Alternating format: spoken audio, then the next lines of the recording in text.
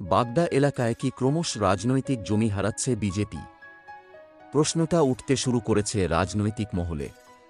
কারণ এবার এখানকার একটি সমবায় সমিতির নির্বাচনে বেশিরভাগ আসনেই প্রার্থী দিতে পারেনি পদ্মশিবির।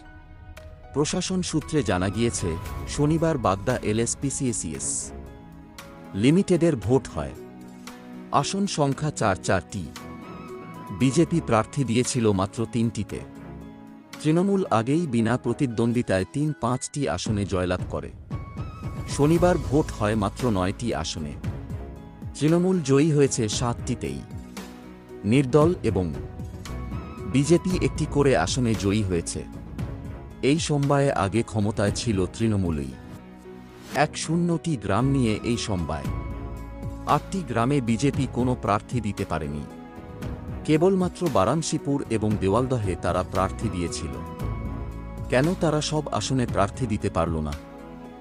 বিজেপির বনগাঁ সাংগঠনিক জেলার সভাপতি দেবদাস মণ্ডলের দাবি, তৃণমূলের সন্ত্রাসী এর কারণ। আমাদের সম্ভাব্য প্রার্থীদের হুমকি দেওয়া হয়েছিল। ভাবতে অবাক লাগে, আমরা কোনো রাজ্যে বসবাস করছি যেখানে একটি সমবায়ের ভোটেও তৃণমূল সন্ত্রাস করছে।